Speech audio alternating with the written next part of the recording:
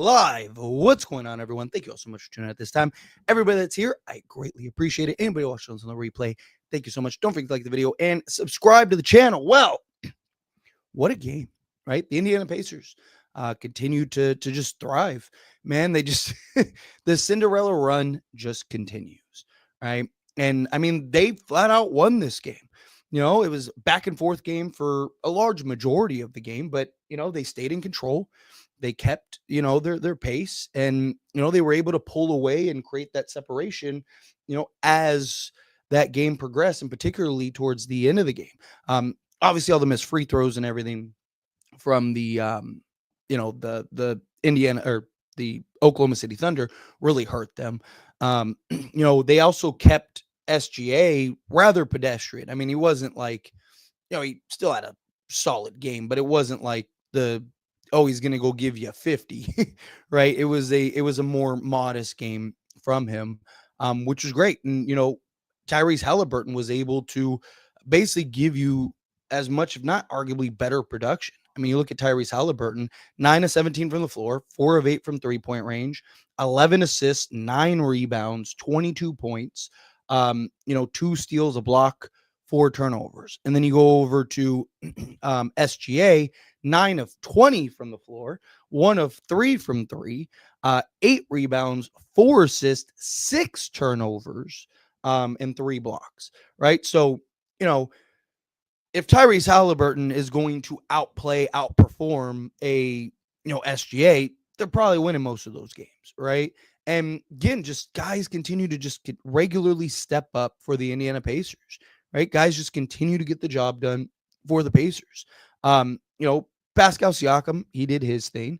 But TJ McConnell, he continues to just put his stamp on this series, right? In the playoffs period, right? You got guys like Obi Toppin, right? Just doing the dirty work, doing the hustle plays, right? Even when he's not hitting shots, he was 0 of 3 from 3, 4 of 8 from the floor, but he's doing the hustle plays, doing the dirty work, had that emphatic dunk, right? Like, these guys are coming in and having that impact. Benedict Mathurin just put on an absolute show for them, right? Had 27 points, 9 of 12 from the floor, was just causing all kinds of problems for just a really good defensive OKC team, right? And it's just, that's what you need. You need these other guys to step up. You need other guys to come and bring stuff to the table outside of a Tyrese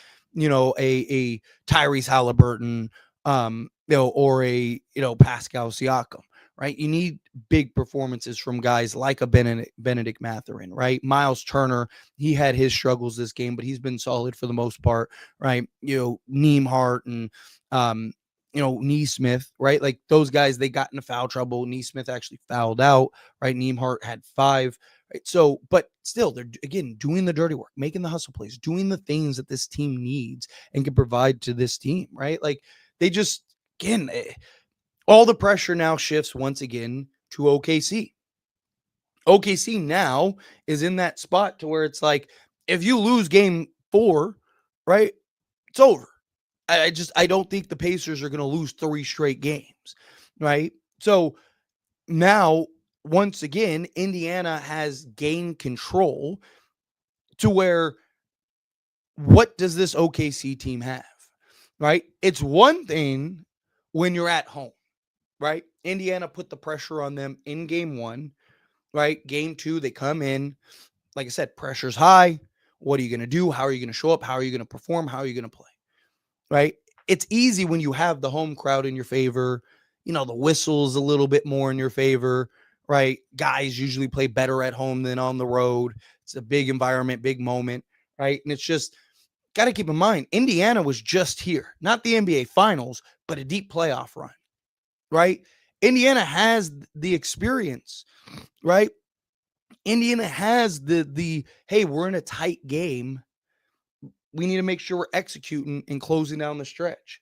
You got Carlisle, who's just, the guy's, he's seasoned, right? He's won championships. He's been in these situations. He's seen every possible look and outcome and potential that could happen, right? So you have the coaching, you have the experience, all in your favor, all on your side.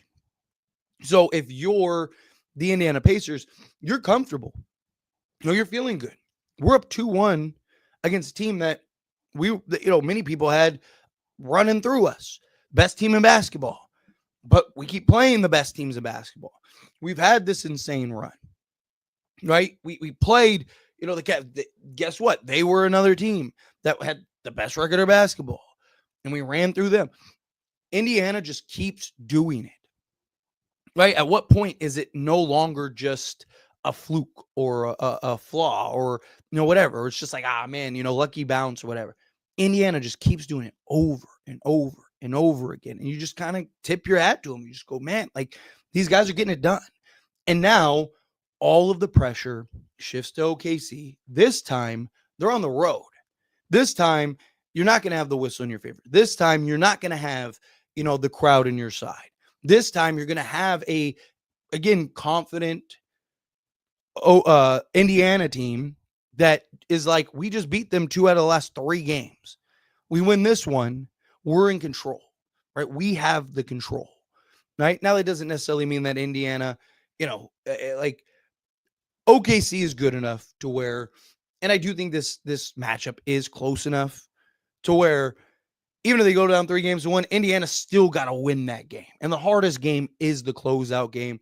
The hardest game is, putting the nail in the coffin, right? Especially when you got to go back to OKC and all that stuff. But, and 2 of the games would be in OKC. But from what I've seen from this Pacers team, I don't think they're going to lose 3 straight games, right? I mean, you could be up 20 against them. I mean, you could be up 17 in the fourth quarter with like 2 minutes left and still lose games, right? Like, this is a team that I've talked about.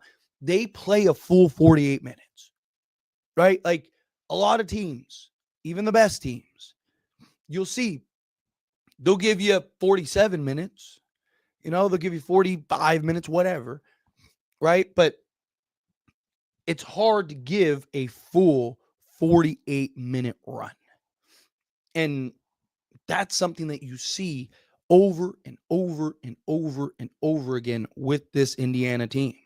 There's no quitting this team. There's no like, hey, we're down 15 late.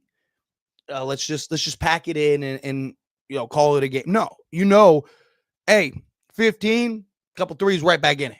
And they're a team that is more than capable of doing it. They have multiple guys that can get hot, that can knock down the shots, they can do the things that you want to see this team do. Right? Like this team is special, and they're on a special run, and they're doing some special things. And sometimes you see it. A team just gets hot at the right time, builds the confidence at the right time, does exactly what they need to do at the right time to put themselves in the position to rattle off and win an NBA championship, right? And again, Indiana, they have the experience. They've been here. They've been on a deep playoff run. They've been in multiple playoff scenarios. The Oklahoma City Thunder haven't been here over and over and over again. They haven't been here time and time and time again to where it's like, okay, we're comfortable in these spots, right? Like, I mean, Denver almost beat them. Denver honestly probably should have beaten them, right? Like, it was game 3 and 4. They were right there and should have won those games, right? So it's like, if you're a team like the Indiana Pacers, it's just another Tuesday for you, right? Show up, you handle your business, you get the win, and all of a sudden, all of the narrative, all of the conversation, all of the press, everything just shifts to OKC. They store a great season, all the doubt starts creeping, all the series is over, all that stuff, and then all of that starts seeping into that young team's head. They're a very young team, right? Which is in a lot of ways a benefit, right? Because they're fearless, they're just going out there and hooping. But then reality comes and kicks in. And all of a sudden, it's like, ooh, I don't know if I can push that boulder up the hill. Right? All of a sudden, it's like, ooh, I don't know if I have that in me. Right? So I'm really excited to see kind of how this plays out and what they end up doing, because Indiana, in my opinion, is one win away from basically winning the NBA championship. Obviously, they got to win 2 games. Right? You got to get that closeout game. But I think if they go up 3-1, personally, I just do not see a scenario where they lose 3 straight games against this young OKC team. So OKC has to me, it's make or break game 4. If they win it, everything's right back on track. If they lose it, pack it up, call it a season, right? I also wouldn't even be shocked if they just full on collapse. I wouldn't be shocked if all of a sudden you see them just, they end up losing the next game at home and series is over in 5. So we'll see. But anyway, let's get into all of the chat questions and whatnot. So keep adding to the chat and let's get into it. Also, real quick, hit that like button. If you haven't hit that like button, hit that subscribe button for me. If you haven't hit that subscribe button, first live stream on this channel. I'm excited. Kind of, build and grow this channel like I have, at Stan's Lakers, stuff like that. So let's get into it. But let's go Pacers. They really got this. I've asked this before, but if Indy, the greatest Cinderella story in history, take down the number 1 Cavs, take down the Knicks, who beat Boston and the Thunder, it's definitely up there. I'd have to really look into it, really kind of trench into some of these historic runs. But there have been teams, you look at, for example, a team that comes to mind is the was 2011 Mavs, right? That Mavericks team that just, what do? They beat the Lakers. What was it? The Lakers, the Spurs, and the Thunder, right? To get in that. Lakers are coming off of a back-to-back championships, right? And then ended up beating the big 3 Miami Heat. So that definitely, I think, was up there as far as conversation for greatest, put on that list. Adam, who would you rather have? Nick Claxton or Daniel Gafford? Daniel Gafford. Because one guy's making, 13 million, 14 million. And the other guy is making, 27 million.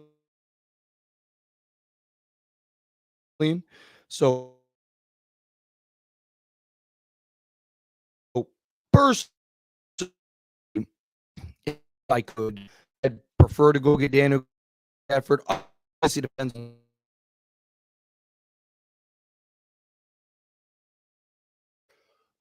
how that plays out. But yeah, I'd probably rather have Daniel Gafford to be made, right? Nick Claxton's the better first defender. Daniel Gafford, the bigger, stronger, kind of more physical. So I just think it depends on how you Indy. Why did I default back to that? Sorry. Give me a second. This thing's trip. Where we go? There we go. Teams, aka come on, wasn't StreamYard is glitching out on me right now. And I don't know what this is Teams, aka Lakers, need to do what Indy is doing.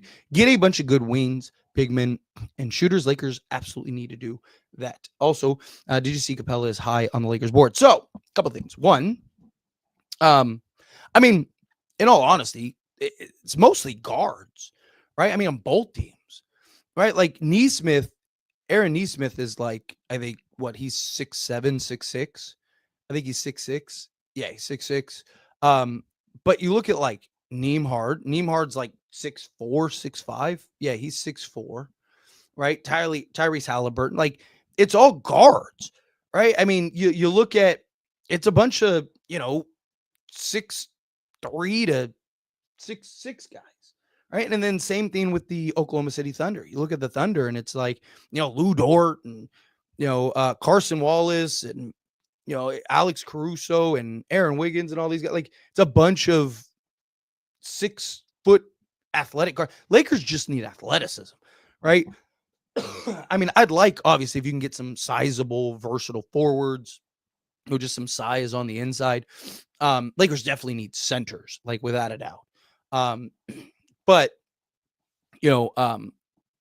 like, both the Indiana Pacers and the Oklahoma City Thunder really have been kind of based on guard and the guard play, having athleticism out on the perimeter, right? Especially in such a, pace and space league, to have the guys that can get back in transition, to have the guys that can, defend and be pests. And even if you're giving up a little height and size, right? Like, they're just, persistent, right? Like, that's the commonality you're seeing with these two teams. So I'm interested to see if more teams kind of go more guard heavy, right? And kind of try to replicate these two teams. That'd be kind of interesting.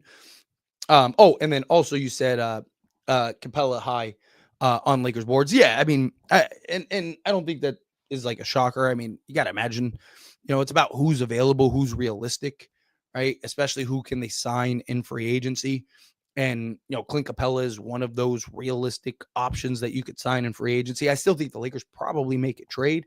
But I also, like I've said it a million times, I wouldn't be shocked if we see something where they just go and get, a Clint Capella and a Brook Lopez or something like that, and just kind of try to get through this year, wait and see what develops, see if that center kind of falls into their lap. Right. I'm not saying the Lakers won't be trying to make some plays and make some pushes, right? If you can, get a Mark Williams or a Walker Kessler or whatever. But, if nothing's there, don't force it. Right. If you told me worst case scenario, the Lakers landed, Clint Capella and Brook Lopez, on a gap year, and use their assets to get more perimeter help, fine. My fear is that they go get a Clint Capella and a Brook Lopez, using them as example, and then just sit on their thumbs and that's it. And they're like, well, we got our center. It's like, yeah, that's great. But, you have 15 other needs. So, Zion, Indiana is really using their size to their advantage over OKC. OKC has amazing defenders, but they're scrambling, especially on the interior, due to the lack of size. Yeah, I mean, it helps, right? Pascal Siakam, big, physical, strong on the inside. Like, one of the things that, I've talked about even with Chet Holmgren, it's one of the reasons the Lakers have given OKC trouble. It's why I said I wouldn't have been shocked if the Lakers actually beat OKC in a 7-game series, right? Like, I wouldn't have been shocked if the Lakers were in the NBA Finals, because OKC has struggled with teams that have real size, right? Look at Denver. They were able to get through that, but still, like, again, you can make the argument that they should have lost. Now they're playing a team like Indiana, who also has the perimeter guards and athleticism to match OKC, right? So it's not like you look at a team like the Denver Nuggets, they're just bigger, right? But OKC has just waves of guards that could bother, Jamal Murray, and they don't have that KCP and that Bruce Brown and all those guys anymore. Where if they had those guys, they probably beat OKC, but they did it, right? So they're relying on a bunch of guys that are, inexperienced, and it's just OKC just they were able to kind of mask their lack of size. But you play a team like Indiana that has the size, and Miles Turner and Pascal Siakam, Thomas Bryant, right? And, Thomas Bryant isn't this like star-studded center, right? Especially on the defensive side, right? Lakers had Thomas Bryant.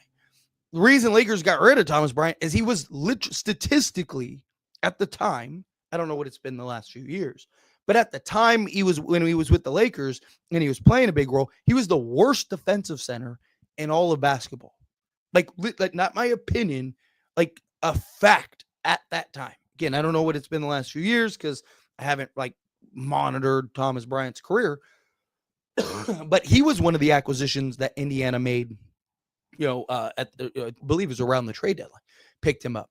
So, you know, you're looking at a team in Indiana that has not only the the size on the inside to bother a team like OKC. Chet Holmgren, I've talked about numerous occasions, right?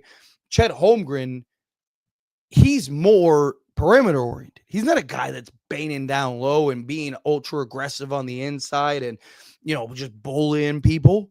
No, he wants to, take 8 threes a game and be more perimeter oriented and knock down the mid range and do all that stuff. Right? You look at him, he took 6 threes out of 15 shots. Right? Almost half of his shots were from 3-point range.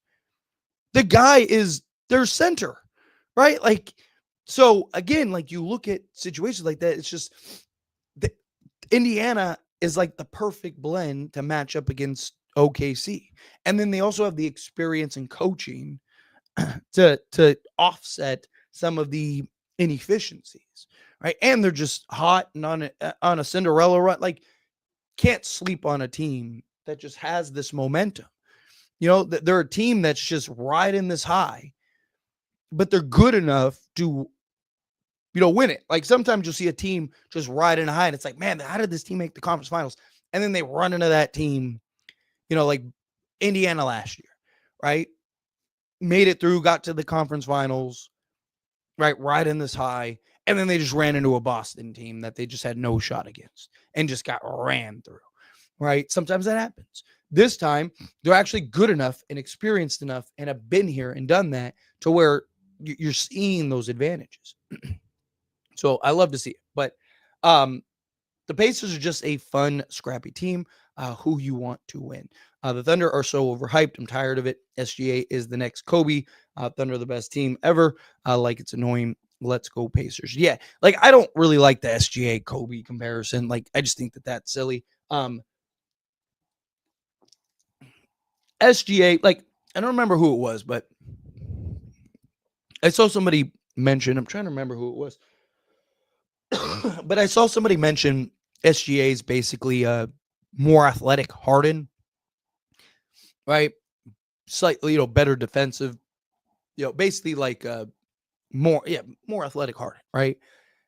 And I actually think that's a better comparison, right? The foul baiting, right? The mid range, like his the style of play, the takeover, like, so the whole Thunder, the whole Kobe thing, I think is silly. I don't mind the Thunder winning. I am a fan of history, so I would love to see something historic like that play out. But I also really have always been a guy that loves the underdog, right? I've always been a guy that admires, like, I love those stories, right? I love those talks, man. Where the glory team and the redeem team and all these these teams that even like the 2011 Mavs and all that stuff, right? Obviously, you look at things like the 2004 Pistons, right? That hurts. But outside of that, I'm all for a good Cinderella story. And I would love to see the Pacers pull off that Cinderella story, right? Neither team has won a championship.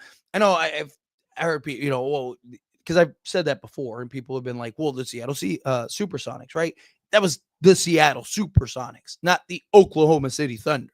Yes, I remember the Seattle Supersonics, right? But I'm talking about the Oklahoma City Thunder, right? Like, Seattle's probably going to get their a team again soon on the expansion, right? And they're supposed to keep everything and all that stuff. So OKC is supposed to be its own thing, right? So to me, I look at it as like, which team has never won wins? Cool, perfect, right? I'm all for something like that because, again, it's one of those things where it's like, I love to see the history, but I'd love to see the Pacers like pull this off. I also want to see the Pacers pull this off because I want to see what the Thunder do, right? Like, do the Thunder just like panic and go trade for a Kevin Durant or a Giannis and sell the farm to go do that? And like we were just in the finals, but we just missed out. Even if they win this series, but they win it in like a tough 7, do they look at it as like, we need more firepower and go and like dig into that treasure trove or trade somebody that they shouldn't have traded or whatever. Also, I want to give a congrats to, Alex Caruso, man. Dude, that guy has been arguably like the second best player on OKC. Like as far as his impact goes and just what he's done, he's a guy that you can see has experience and has been there and done that. And the Knicks might have to hire Darvin Spam at this point. Literally every single team is saying no to them because it's stupid. Like how many teams that have a good coach? Like they're going after all the teams that have a good coach. Like what team that has, if I have a good coach, if I have a coach that is one of the better coaches in the league, why in the world would I want to get rid of him? Right? Even for a trade, like what are you going to do? Like the Knicks don't have this like treasure trove of assets where it's like, hey, we love, Quinn Snyder, but like, maybe we get 2 firsts, for sending them there, right? Like it's just they don't have the assets that a team would go, hey, maybe it'd be like.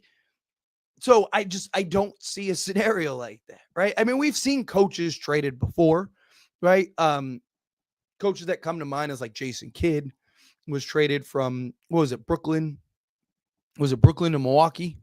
I think it was. Doc Rivers was traded from the Celtics to the Clippers. So like we've seen it happen in the past. Like this isn't something that's like, oh wow, this has never happened in the history of the league. Like it's actually happened a couple times.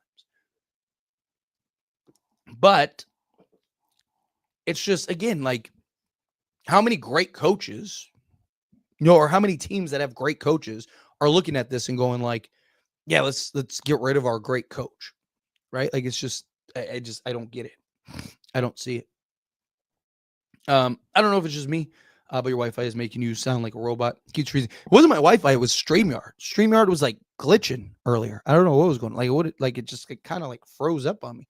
I checked my Wi-Fi to make sure that was good, and that was full sailing. I haven't had that problem again. So whatever it is, seems like it got sorted out. It's almost like it was like trying to like catch up. Like it was trying to boot up. Really loving the new and recent photos of Luka. I believe him and LeBron have been in the Lakers gym together. Luka MVP season coming. Yeah, I mean, Luka looks jacked, right? He's lost the weight. He's put on some muscle, right? I mean, this is going to be his revenge tour, and I'm excited for it, right? Like, whether you're a Laker fan or not, right? Like, just as an NBA fan, you should be excited to see Luka. You're talking about one of the best players in all of basketball, one of the best players ever, that is more motivated than he's probably ever been in his life. I wouldn't want to be on the other end of that.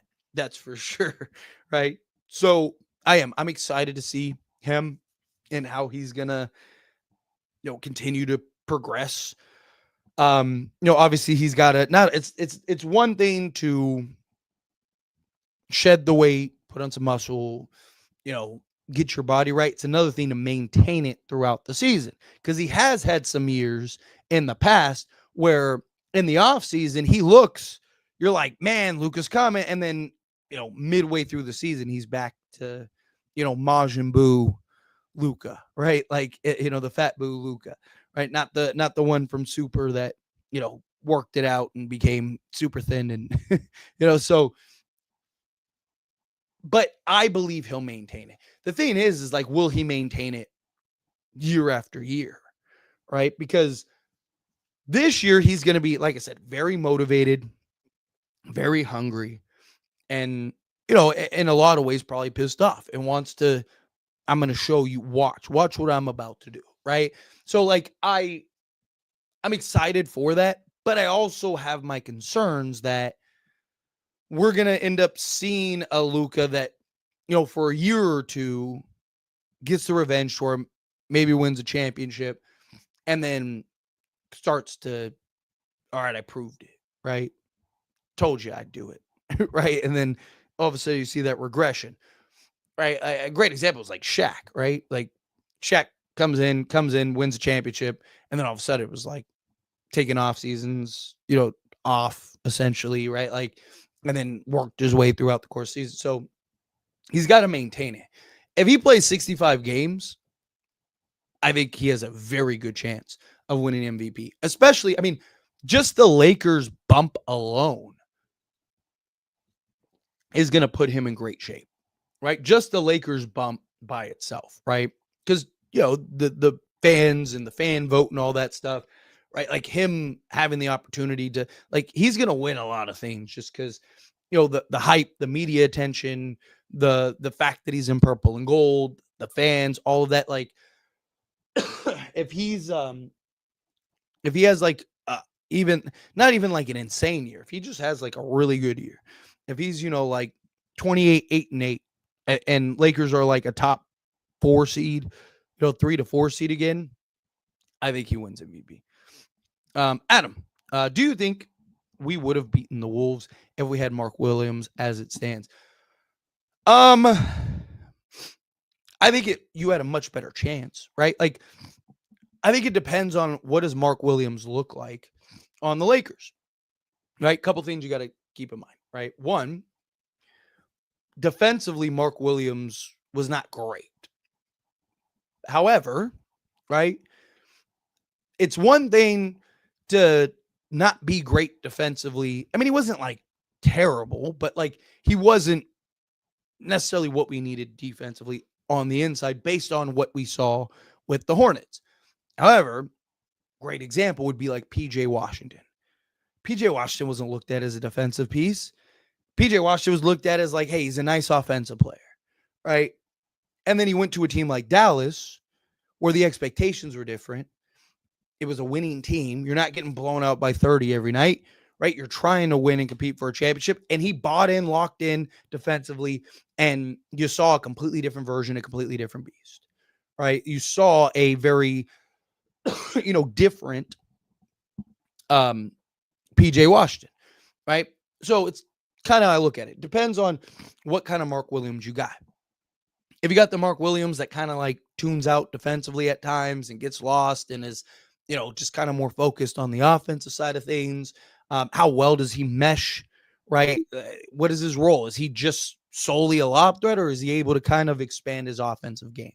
Again, I mean, just having a competent 7-footer by itself would have done wonders for the Lakers, would have elevated the Lakers in several ways, right? But I also think it depends on, when Mark Williams have been able to hold up health-wise, right? Especially against such a physical Minnesota team. Like, there's a lot of questions about it. Like, I don't think it's as straightforward as like, Lakers have Mark Williams, they win a championship, right? Like, I think it's, what version of Mark Williams are you getting? If he's like half decent defensively and excellent offensively, then I think, yes, Lakers had a incredibly good chance of doing so because they were in all of those games. It's just like, get a guy or two that kind of swings it one way or another. You're there. Man, I honestly feel for Alex Lynn. LOL. He didn't go to Indy because LA was better. Now he's not in the playoffs at all. I get the regrets choosing LA. I mean, would he even have played in Indy? That's the thing too. But he would have been having an opportunity for a championship. Yeah, I mean, hindsight's always 2020. I mean, it made sense for Alex Lynn at the time. It was like, I can go to Indiana and be their third big, or I can go to Lakers and be maybe even their starter, right? Problem is that he just was like unplayably bad.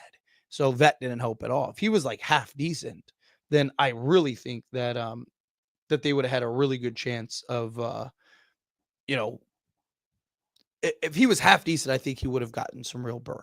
But he wasn't. He was like literally unplayably bad. So it's kind of hard to be like, okay, well, we're just gonna play him. Like, I mean, in a lot of ways, he did it to himself, right? Like he bet on himself and he lost. He just wasn't good enough, right? Like, and the Alex Lynn we saw, I don't think is getting meaningful minutes for Indiana either. Now you could argue he'd at least still be in the playoffs. Maybe he's getting spot minutes here and there. And at worst, he's 2 wins away from winning an NBA championship. So there's definitely that side of it, right? Without a doubt. There's definitely that potential, right? So, I do to an extent agree, but I Again, it's one of those things. Hindsight is always 2020. It was at the time the best decision for Alex Lynn because like this is the place that gives me the best chance to actually earn and play some minutes. Adam, should we be worried if the Spurs trade for KD as it stands? KD, Wemby, Fox is tough to beat. I think it depends. Depends on a couple things, right? And so, like, on paper, yes, Fox, Wemby, and KD, absolutely tough. Good luck, right? But we've seen it's more than just three guys, right? Like, what are the other guys slotted in alongside them, right? Stephon Castle's likely going to be one of those guys. Are they able to keep the number 2 pick? If they are, is it Dylan Harper still, or do they go draft somebody else, right? Let's assume it's Dylan Harper. Okay, well, how much of an impact is he going to be able to have year one, especially as like the 4th or 5th option, right? That's something you got to keep in mind, right? Like Stephon Castle was able to have such a big year and win Rookie of the Year and all that stuff because he was able to play an expanded role, especially when De'Aaron Fox and Wemby went down, right? So then it was just like, he's kind of the guy, right? So he got the opportunities. To me, it really boils down, like for them to be a true contender, really boils down to, because I'm not worried about KD's fit. KD's one of the best and most seamless fits in like all of basketball, right? I mean, even like Giannis, right? If the Spurs could land Giannis, there are questions about like that fit. Like, what's the pecking order? Is it, Giannis is the best player. So is Giannis the guy? So is Wemby the second guy? But De'Aaron Fox is going to have the ball in his hands all game, right? So is Wemby now the third guy? Like, how does that work? And is Fox going to go from being the franchise guy and the number 1 guy to now I'm going to be the third guy? Like, there's questions about that, right? I'm not saying they wouldn't be able to work it out. I'm not saying that they wouldn't be able to figure out. Kevin Durant is just so much better of a natural fit, right? So KD's a guy that can come in, slot in, right? Is scarier off ball than he is on ball. Also has familiarity playing alongside multiple other stars, right? He's done it in Phoenix, done it in Brooklyn, he's done it in Oklahoma City, he's done it in Golden State. Played with a lot of stars, right? Like, and so he's comfortable playing in that role. Ultra efficient. He doesn't need 20 shots to go get you 20 points. He's also a guy that on any night, any moment, you can just give him the ball, let him go to work. Right. So again, on paper, they're terrifying. But we've seen again, paper doesn't always translate. If paper always translated, then Phoenix is getting ready to win their 2nd straight championship, right? But we see it's not. Now, obviously, I don't think it's going to be a disaster like that because the pieces fit better, right? Like I've talked about big threes because a lot of people I see all the time, they're like, oh, big threes don't work in the NBA anymore. It's like, of course they do. It's just the pieces have to fit and make sense. Bradley Beal and Devin Booker are literally the same player, play the same position, want to do the same things. Neither is big enough to play the 3. Neither is skilled enough as a playmaker to play the point. And then Kevin Durant is basically those two just bigger and on steroids, right? Like, so not literally, but figuratively, right? So again, you look at the Spurs, it's like, okay, Kevin Durant can play either forward spot. Wemby could play the 5 or the 4 if you needed him to, right? But probably playing the 5. So, and then De'Aaron Fox is your point guard. Athletic point of attack guy, like perfect. So those 3 should be able to arguably be enough. But again, a couple things. One, what does KD look like? I believe his game is going to continue to age gracefully. But he is 37, right? Can he stay healthy? Can he, which I do think being the third guy will help a ton. He won't, being on a team like the Spurs, he won't have to do as much as he did in Phoenix. So I think that'll help health-wise, production-wise, all of that. But again, there are questions about that. What does Wemby look like year 3, especially after the blood clot issue and whatnot? Is he able to just come in, continue to elevate, continue to rise, and maybe move into, like what is he right now? Top 15 player in the league, top 10 player in the league? Is he able to move into that next step? Maybe top 7, top 5, right? And then De'Aaron Fox, can he attribute to winning? Right? That was a big question in Sacramento. Can he contribute to winning? He gets traded to San Antonio and they lost. They had a worse win rate. They had a worse winning percentage with De'Aaron Fox. And they didn't even trade any of their core guys to go get De'Aaron Fox. Now, again, part of that is just new team. Guys are hurt. Right? Like, there's a lot of factors that go into that. But again, right, like, what does De'Aaron Fox look like?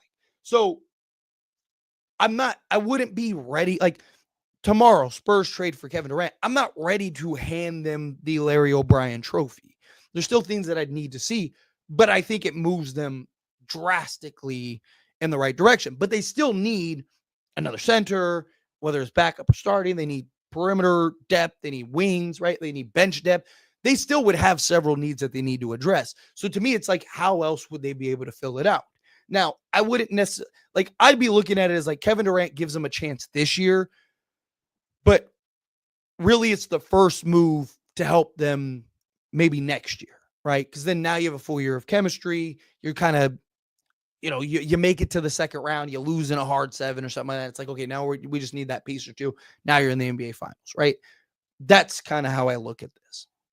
So should teams and people be worried about the Spurs if they land Kevin Durant? Sure.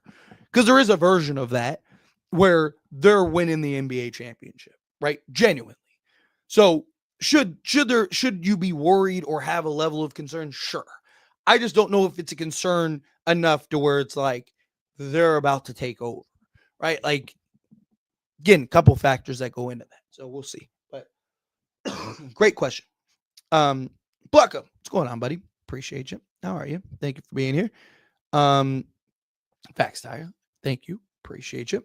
I'll never forgive our front office for letting AC go. Imagine how good we would be with him. So, I mean, the Alex Caruso thing is like the one blunder that was just foolish, right? It's just like, dude, how much he's a guy you pay. And it's not like he wanted like 30 million. He was like, dude, give me like, I think it was like 10 million or something like that. And they didn't want to pay it. And they chose Talen Horton-Tucker over him. And then they traded Talen Horton-Tucker for Patrick Beverly, who was statistically the worst basketball player in all of basketball for the Lakers when he was on the Lakers. Like, that's terrible. So yeah, I agree with that 1,000%. Tibbs is a great coach. He's just very reliant on the starters. In the postseason, it adds up. And they couldn't buy a bucket in the fourth against a great Pacers team because they were so gassed. Yeah, I mean, the problem is like being a great coach, you have to be flexible, right? Being a great coach, you have to be chameleon-like at times, right? Like every coach has their plans, have their schemes, have their, like what they want to do. And the best coaches are able to do that on most occasions, right? Even through, different circumstances, right? But you also see the best coaches be able to change and adjust and completely throw the plan out the window on the fly at times. Darvin Ham, for example, right? Darvin Ham, he only knew what he was taught, right? So he was in this box.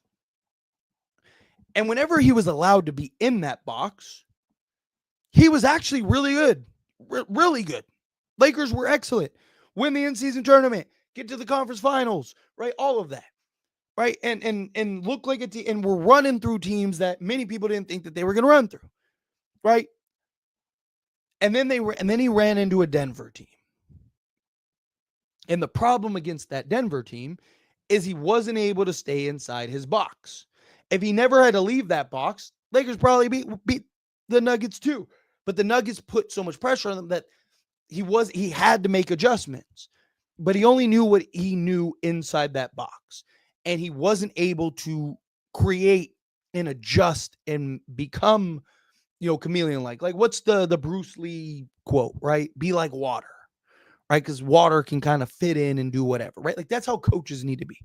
Coaches need to be able to adjust, be open. JJ Redick, for example, right? Now, look, he showed that he is inexperienced. He showed that he can be a little bullheaded too at times. But you also saw throughout the course of the season, and even in the playoffs, although limited, that he was able to change things. He tried different things. He was trying to see what stuck to the wall. Sometimes that works. Sometimes it doesn't, right? And like you think of like the best coaches in basketball, right? Like Steve Kerr, Eric Spoelstra, guys like that, right? They're constantly able to throw out different. Yes, they have their things that they want to do, but they're able to change that and adjust. Also, you have to have the roster to do it, right? Like again, what did Greg Popovich do after the Spurs dynasty? Didn't make the playoffs for 7 years, right? Because it's like, again, you have to have the talent. You still have to have the team. You still have the roster. The Lakers had a lot of flaws, right? But you look at a coach like Tibbs, he's not very water-like. He's closer to Darvin Ham than he is even a JJ Redick, right?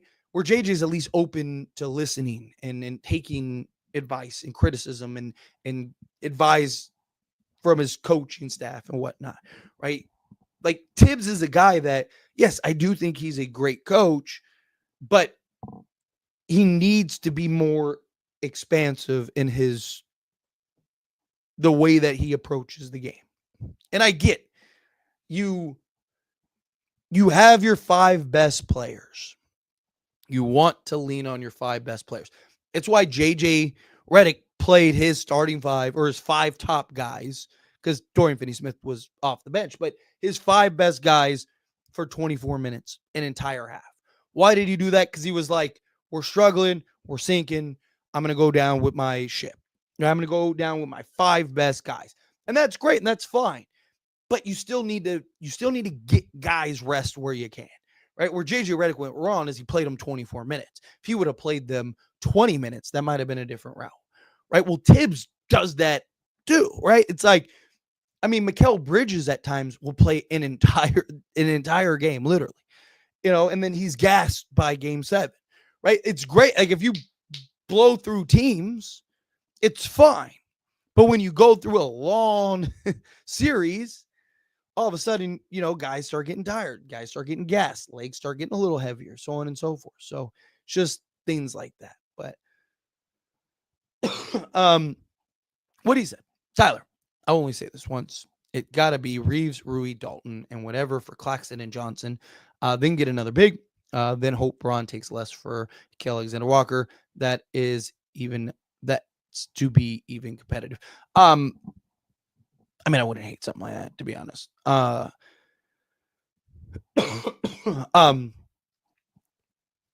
not gonna lie, I would try to get like a Zaire Williams, especially if you're giving up Reeves and Dalton Connect. Right? If you told me you gave up Reeves, Rui, Dalton Connect for Claxton Johnson and Zaire Williams on like a sign and trade, because you're gonna be hard kept regardless, because you're asking LeBron to take the discount for the full mid-level exception, then yeah. Because then at that point you'd have your starting 5 could literally be Luka, Cam Johnson, LeBron James, Nick Claxton. And then you'd have like Bronny, Zaire, maybe go sign like a Clint Capella or Brook Lopez or something like that. Take a flyer on like a DeAnthony Melton. And then can you go get another like young guy and boom, you're in business. Yeah, I'm with it. Tyler, there is no other path that needs to be competitive. These final games are extremely revealing. You need two-way stars in aggregated offense. Even Gafford, PJ, and a familiar session isn't enough. You need CJ. Johnson is the only hope for the Lakers, and he is going to Golden State. I do think that there are a couple paths. Right? Like, you look at what the Lakers have LeBron and Luka. That masks a lot. Right? A lot of these other teams have to have their roster structured the way that it is because they don't have a Luka and LeBron. Right? Like, Lakers have a luxury that no other teams have. Now, it doesn't mean that you don't have to fill out a roster and you don't have to have, you still need to have these things. But Lakers Lakers desperately need athleticism, particularly out on the perimeter. You look at what is the commonalities between Indiana and OKC, right? What is the thing that both teams have an abundance of? Athletic guards and perimeter speed, right? That's what the Lakers need.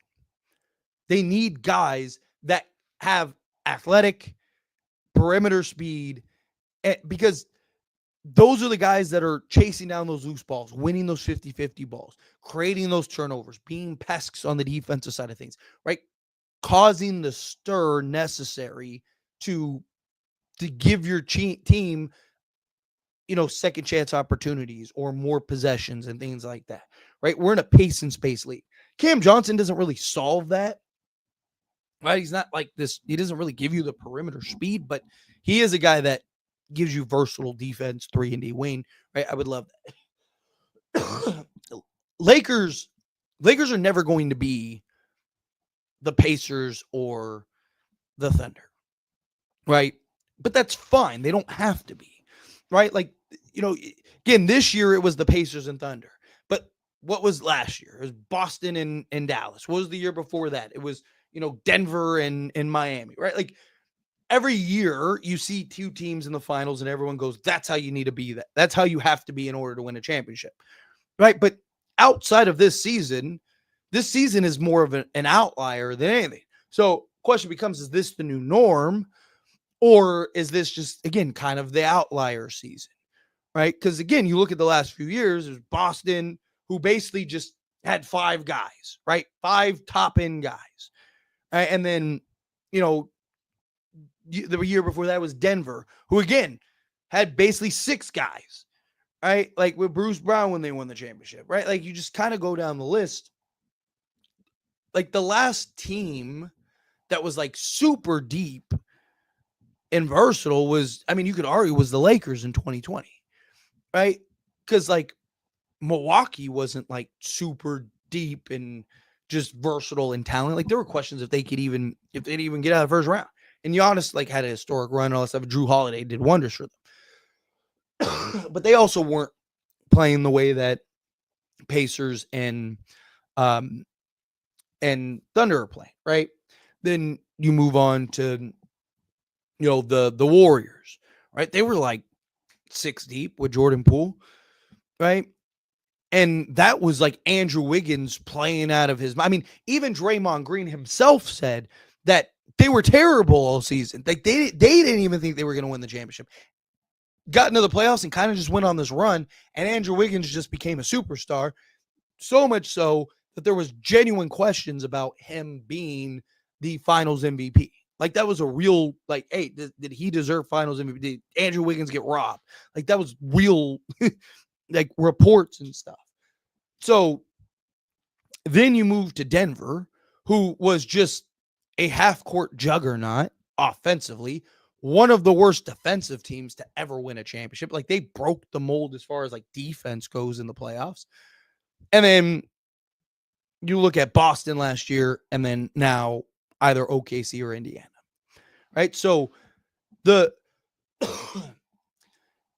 one thing that has worked very well is the half-court sets, which LeBron and Luka provide. It's just you need you need the dirty work guys, right? Like the Warriors had the dirty work guys. The Lakers in 2020, or start from the beginning. Lakers had the dirty work guys. Milwaukee had the dirty work guys, right? The Warriors had the dirty work guys. Gary Payton II, guys like that, right? Kevon Looney, all those guys, right? Draymond, even to an extent. Denver had that. Boston had that, and Drew Holiday and Derek White, and so on and so forth. And then looking this year, Indiana and OKC both have that. The guys that are willing to go. Look how impactful Alex Caruso has been. Alex Caruso has arguably been the second best player on OKC for OKC, right? And it's not just like scoring. He's like averaging like 20 or whatever. But it's not even just his scoring. It's just the impact that he has. Like, he's always in the right spot. He's always making the right plays, always doing everything, right? Like, Lakers, there are multiple versions and paths to be able to win an NBA championship. Almost every year it's different, right? And matchups are very important and so on and so forth. But like Lakers need to get that perimeter help, right? They need to get that athleticism. Lakers just, they have no athletes. Like when LeBron is your best athlete, that's a problem, right? Like you look at Luka, like Dallas was in the NBA Finals with Luka and Kyrie in your backcourt, right? They went to the conference finals with pre superstar Jalen Brunson when Jalen Brunson was basically pedestrian and Luka in your backcourt, right? Because they had the athletes, the athleticism, the defense, the switchability. They had all the things necessary to mask that. Lakers have to figure out how to mask that. That's the thing. And 24 Olympics LeBron is better than 96 finals Jordan. Everyone should know this. Starting a war. Tyler's favorite movie is the new White Men Can't Jump. Absolutely not. Now you're just spiting me. Now you're just trying to hurt me, and I don't know why. Now the original White Man Can't Jump. Love that movie. The remake, I don't know what they were doing. It took Portland years to understand that Dame and CJ McCollum are the same player. Just Dame is 10 times better. So I understand your point about redundancy and pieces needing to fit to win a title. Yeah. Right. Again, like, is it possible to win with Austin Reeves and Luka in your backcourt? Sure. But one, Austin Reeves has to be great in the playoffs, right? It's been a problem. 2 straight years, he's not been great, right? Particularly shooting the basketball. And he's going to be playing alongside Luka. He's got to shoot the basketball well, right? So how do you win with those two? You have to have 3, above average athletes and defenders around them. If you had Luka and Austin Reeves with, like a Jalen Suggs, an OG Anunoby, and even like a Nick Claxton, right? Just for his versatile defensive versatility and athleticism. And sprinkle in some depth, you might be able to win a championship, right? Because assuming Austin Reeves is, what he is in the regular season, because then at that point you have the defense, athleticism, and makeup to mask and hide Luka and Reeves. Again, Dallas just was in the NBA Finals being able to do that with Kyrie and Luka, right? And it was because Derrick Jones Jr. became the prototype for 3-and-D wings, and he's also one of the most athletic players in the NBA, right? And then PJ Washington went from just a good offensive player to the defensive anchor. And then Derek Lively was, a top 5 shot blocking center in basketball. And then you had Daniel Gafford as a big physical, the landlord on the inside, right? Like things like that. Lakers can kind of build that around Austin and Luka. They'll be fine. So I would absolutely love TJ McConnell for the Lakers if it was possible. Gritty point of attack guard who can set up others, control the offense, and get you a bucket when need. Yeah, I mean, Lakers need to kind of find that, right? Like they need to find that guy. I'm hoping, I'm optimistic. I'm hoping that Bronny can become that eventually, right? I'm not saying look, I've said it a million times. I don't think Bronny needs to be a superstar. Not every player needs to be a superstar. But if he can be a more athletic Gabe Vincent, right? Because what were we talking about with Gabe Vincent, on Miami's run? The same thing we're talking about TJ McConnell right now, right? Just gritty, get after it, not afraid of the moment, right? Defend the best guard on the other team while hitting big shots. I'm hoping Bronny can be that, right? Be that point of attack, athletic, versatile guard. They can just be that pest on the defensive side, but just be a constant guy that's not afraid of the moment and they can knock down buckets, because the Lakers need something like that, right? I'm not even necessarily saying being that this year. I'm talking about as he grows and progresses, but that'd be great. If he could be the guy, even slot alongside Bronny or be the backup or whatever, that'd be fantastic. So No, we'll see. We'll see if the Lakers are what the Lakers are able to pull off. Look, that's why I've talked about. I'd love to get a DeAnthony Melton, right? Because DeAnthony Melton's that guy, right? He's just coming off an ACL tear, so there's concerns about like can he hold up, what will he look like? But that's probably why you'll get him on a vet minimum.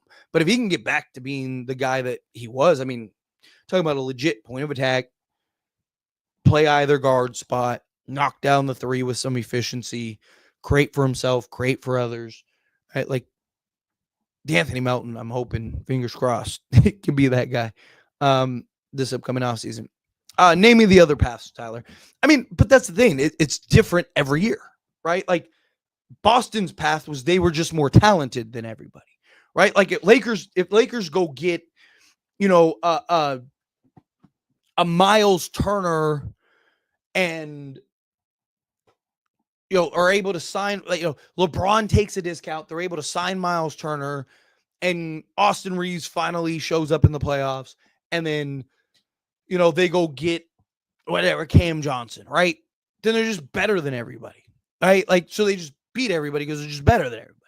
Denver's path is their offense was so good that they were able to be the second worst defense in the playoffs and the 15th ranked defense in the regular season, right? Completely different path than Boston, right?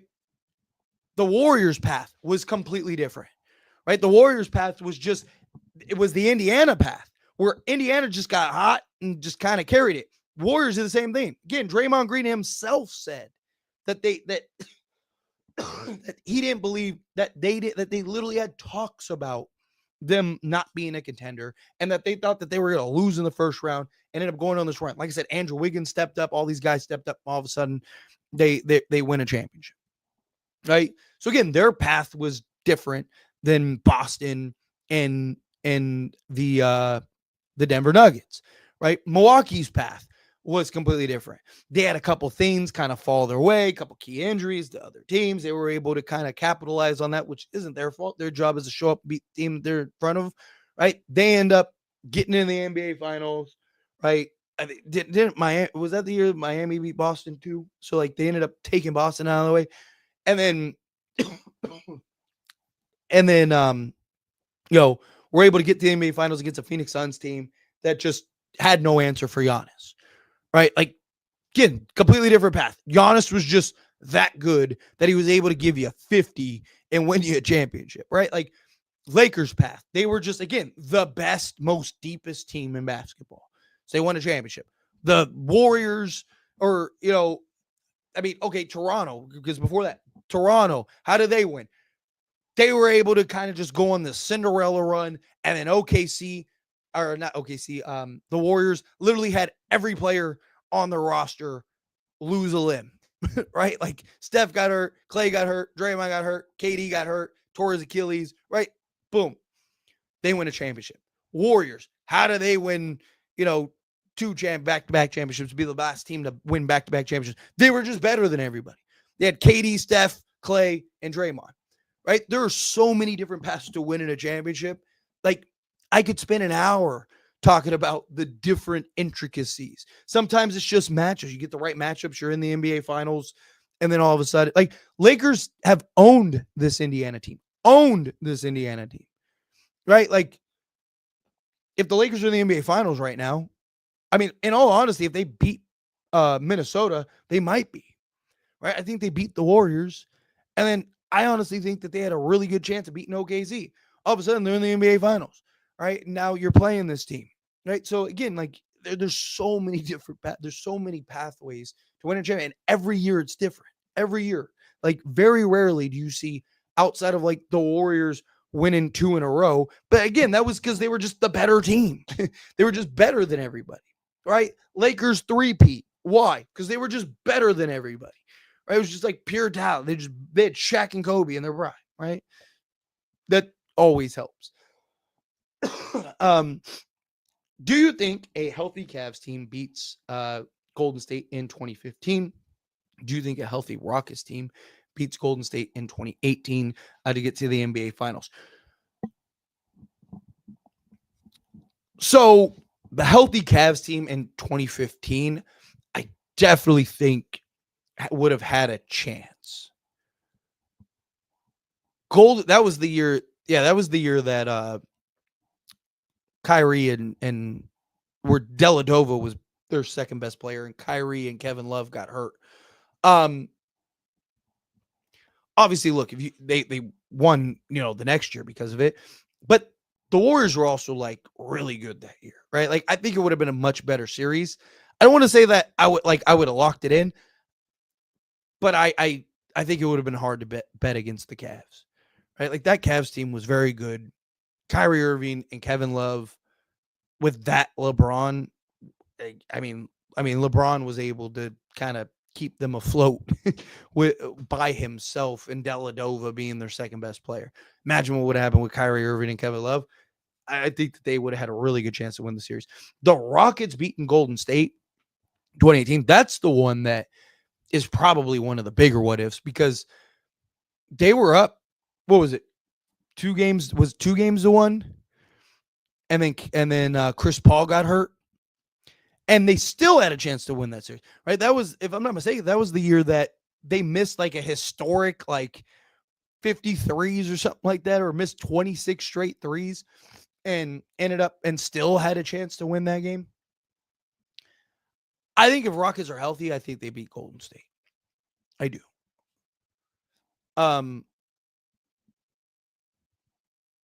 However, I do think that there is a better chance that the Cavs beat the Rockets. Like, I still don't know if the Rockets win the championship if they beat Golden State, because that team was built specifically and purposefully to try to beat the Golden State Warriors. That team didn't match up as well against the Cavs, right? So, and they would have had nobody to check LeBron. So, I don't know. I still don't know if the Rockets would have won the championship that year, but I do think that they probably beat Golden State because they had their number, or at least during that run. But great questions. But anyway, I'm gonna skate on out of here, everyone. I really do appreciate everyone that hung out with me. This first live stream on this channel. Like I said, want to get this going. Kind of let everyone know what's going on. So I obviously had As It Stands Sports. I'm sure many of you were familiar with it, right? But I started that channel long ago before I really understood YouTube and the algorithm and subscribers and all that stuff. So I was just kind of doing whatever, right? Like there was no real structure to how I did, and I was doing Drew League live streams, which means they're not there for me. They're there to watch LeBron. So I had a live stream that had 9,000 or 8,000 viewers or something like that. But none of them were there for me. They were there to watch the game and stuff. So I didn't know and understand. I just thought oh, subscribers talking basketball, they're gonna lie. And so that channel kind of became this kind of subscriber dead, like a subscriber dead channel outside of if I talked Lakers or Spurs or the hot name teams, right? Which I have 2 Laker channels, so it's why I'm not going to do that. So converted that channel into a Spurs channel because Wimby, right? 2, Spurs are hot. 3, I love talking about basketball and all these other teams. So converted that, and then I wanted to convert this channel, which was kind of my personal channel, but I was talking NBA anyway on the channel. All the videos, if you look at the videos on this channel, they were all NBA videos anyway. I was I'm just going to convert that, and now that I know what goes into and how YouTube works and how you're supposed to structure things, that now I wanted to kind of hit the reset button on that. Probably should have done a long time ago. So I'm probably going to do a couple more live streams in the next few days because I really want to get this channel monetized before we get to the draft, because the draft is supposed to be crazy. It's supposed to be all kinds of trades. There's supposed to be all kinds of stuff. So I might try to go live again tomorrow.